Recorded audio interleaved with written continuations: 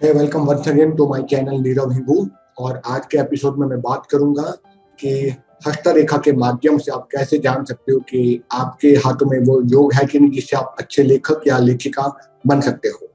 तो चलिए, short episode रहेगा, ज़्यादा मैं समय इसमें नहीं रखूंगा कि लेखक या लेखिका क्या होते हैं। हम सबको पता है जो नवल कथा या फिर जो लेखनी कार्य में प्रवृत्त होते हैं उस प्रोफेशन को हम लेखक या लेखिका भी कहते हैं।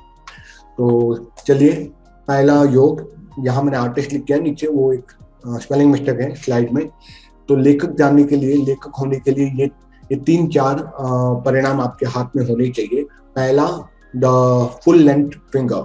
जहां पर फुल लेंथ फिंगर की बात करो वहां मैं बात करूँ सूर्य की उंगली, यानी जो छोटी उंगली के बाद वाली जो उंगली है जिसको सूर्य की उंगली भी कहते हैं या जिसको रिंग फिंगर भी कहते हैं, अनामिका, वो थोड़ी बड़ी होगी।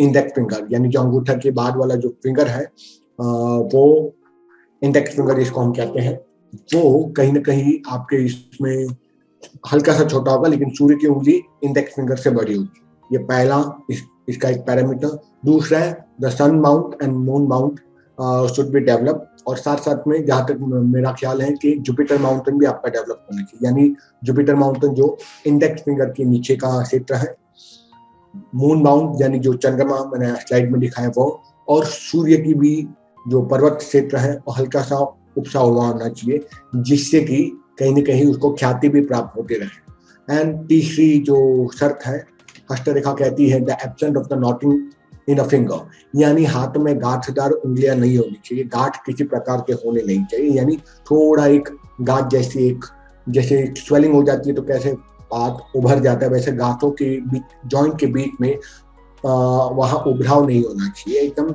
नॉर्मल लेंथ होनी चाहिए, चिकनी आपकी चर्म होनी चाहिए। तो उसको हम कहेंगे the absent of knotting finger. तब ये 3 शर्तें रहती है आपके हाथ में या किसी भी व्यक्ति के हाथ में, तो ऐसा व्यक्ति लेखक या लेखिका जरूर बनता है। अब मैं बात करूंगा कि फेमस राइटर, जो लेखक तो हर कोई है, हर इंडस्ट्री में हर ऑक्यूपेशन के लोग हैं, लेकिन फेमस या एक ख्याति या नाम या कीर्ति बहुत कम लोग को मिलती है। तो उसकी क्या शर्तें हैं हस्तरेखा शास्त्र में?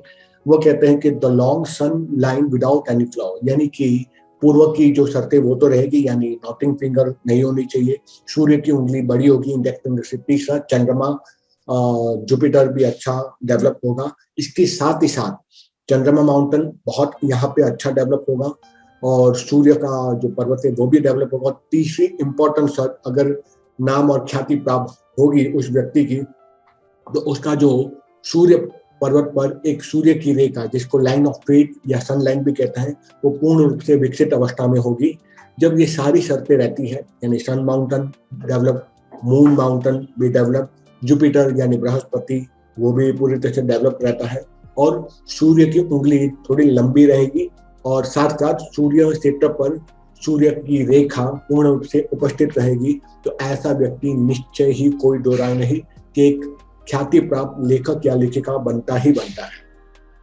अब मैं बात करूंगा सक्सेसफुल पोएट, यानी जो कवित्री या कविता में जो हस्तगत जो तज्ञ रहते हैं, एक्सपर्ट रहते हैं, जो कविता ही लिखते हैं। देखो, एक होता है लेखक, एक होता है कवि या कवित्री श्रेयों में। तो कवि या कवित्री होने के लिए ये लक्षण होने जरूरी है। पहला, पूर्वग्रह के जो शर्त है, यानी the long sun line without any flaw, यानी आपकी जो सूर्य की रेखा है बिना किसी काट छाट के क्लियर होनी चाहिए, सूर्य का पर्वत विकसित अवस्था में, चंद्रमा का पर्वत भी विकसित अवस्था में, और साथ साथ बुद्ध पर्वत, यहाँ पर मैं बोलूंगा बुद्ध पर्वत भी आपका अच्छा होना चाहिए। मर्क्यूरी, जो सबसे छोटी उंगली का नीचे का जो प्रदेश है वो है मर्क्यूरी माउंटेन। और सबसे अंतिम में जो महत्वपूर्ण है सक्सेसफुल पोएम बनने के लिए, वो है कि चंद्रमा का क्षेत्र से एक रेखा निकलती है, चंद्रमा रेखा, और वो जाके समाप्तिकरण करती है बुद्ध पर्वत पर। जब ये सारी शर्तें पूर्ण होती है हाथ में, तो ऐसा व्यक्ति एकदम श्रेष्ठतम कवि या कवित्री बनता ही बनता है।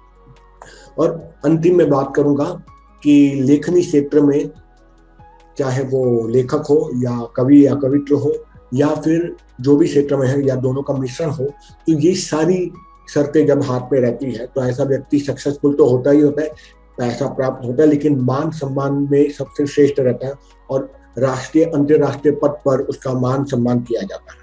तो उसके लिए ये सारी शर्तें हैं हस्तरेखा में। The long sun line without any flaw, सूर्य की रेखा पूर्ण रूप से उपस्थित रहेगी बिना किसी काट छाट के।